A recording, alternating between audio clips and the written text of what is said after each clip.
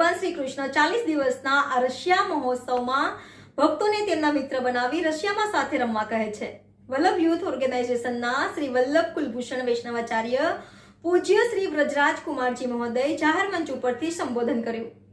આજે ડભોઈ દર્ભાવતીની પાવનધરા ઉપર ટાવર બજાર ચોક ખાતે જાહેરમાં હોળી રસિયા સંઘ ફૂલફાગનું આયોજન કરવામાં આવ્યું. આ પ્રસંગે ધારાસભ્ય શૈલેષભાઈ મહેતાની વિશેષ ઉપસ્થિતિ રહી હતી. ભગવાન શ્રી કૃષ્ણ 40 દિવસના રશિયા મહોત્સવમાં ભક્તોને તેમના મિત્ર બનાવી રશિયામાં સાથે રમવા કહે છે. વલ્લભ યુથ ઓર્ગેનાઇઝેશનના શ્રી વલ્લભ કુલભૂષણ વૈષ્ણવાચાર્ય પૂજ્ય શ્રી વ્રજરાજ કુમારજી મહોદય જાહેર મંચ ઉપરથી સંબોધન કર્યું. આજે ડભોઈ દર્ભાવતીની પાવનધરા ઉપર ટાવર બજાર ચોક ખાતે જાહેરમાં હોળી રશિયા સંઘ ફૂલફાગનું આયોજન કરવામાં આવ્યું. આ પ્રસંગે ધારાસભ્ય શૈલેષભાઈ મહેતાની વિશેષ ઉપસ્થિતિ રહી હતી.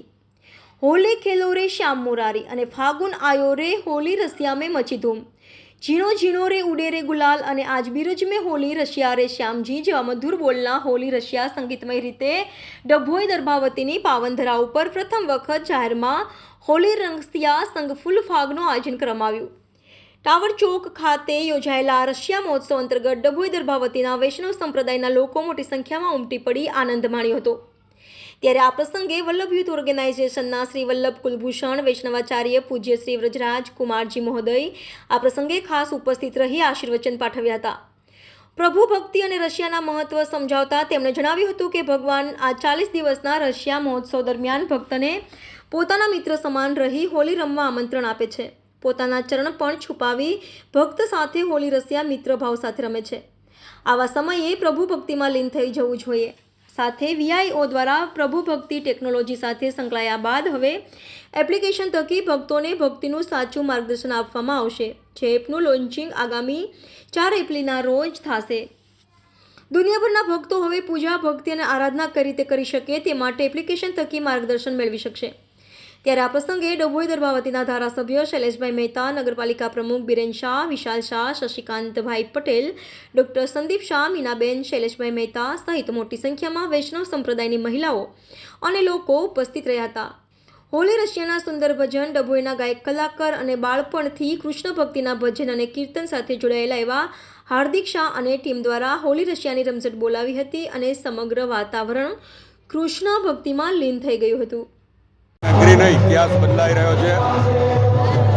પહેલીવાર દર્ભાવતી નગરીમાં ટાવર ચોક ખાતે હોલી રશિયાનો કાર્યક્રમ પરમ પૂજ્ય ગોસ્વામી 108 વ્રજરાજ કુમારની હાજરીમાં એમની પ્રેરણાથી કરવામાં આવ્યો અને દર્ભાવતી નગરના તમામ આગેવાનો, તમામ વૈષ્ણવો, તમામ હિન્દુ સમાજના નાગરિકો અહીંયા ઉપસ્થિત રહ્યા. મોટી સંખ્યામાં આજે જાહેરમાં હોલી ઉત્સવ ઉજવવામાં આવ્યો.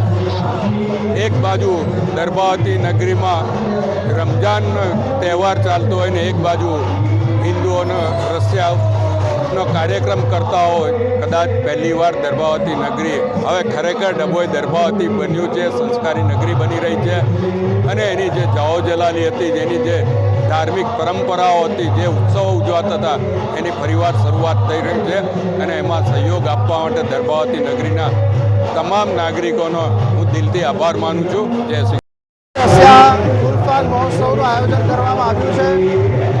શૈલેષભાઈ મહેતા જે અહીંયાના ધારાસભ્ય છે, ખૂબ જ લોકપ્રિય છે, લોકલાડીલા છે, એમના નેતૃત્વમાં અને એમના માર્ગદર્શનમાં આ ભવ્ય આયોજન અહીંયા સાકાર થયું છે. આ પ્રસંગે દર્ભાવતીના ધારાસભ્ય શૈલેષભાઈને ખૂબ ખૂબ અભિનંદન આપું છું. સાથે વિશાલભાઈ અને બિરેનભાઈના આખી ટીમને પણ ખૂબ ખૂબ મારા અભિનંદન. દર્ભાવતીના અંદર આ રીતે જાહેરમાં પ્રથમવાર જ આટલા મોટા પાયે રશિયાનું આયોજન થયું છે અને આપ જોઈ શકો છો હજારોની તાદાદમાં વૈષ્ણવો આજે રશિયા ગામના અંદર ઝૂમી રહ્યા છે. આ જ રીતે દર્ભાવતીની જનતા આવા ઉત્સવોના માધ્યમથી પ્રેરિત થતી રહે, અહીંયાની જનતા આ જ રીતે નિડર રહે અને શૈલેષભાઈના નેતૃત્વમાં આ જનતા માટે અનેક સત્કર્મો, જનહિતના કાર્યો આગળ જતા પણ થતા રહે એ શુભેચ્છા સાથે Shubham ભવતુ. Subscribe now and press the bell icon. Never miss an update.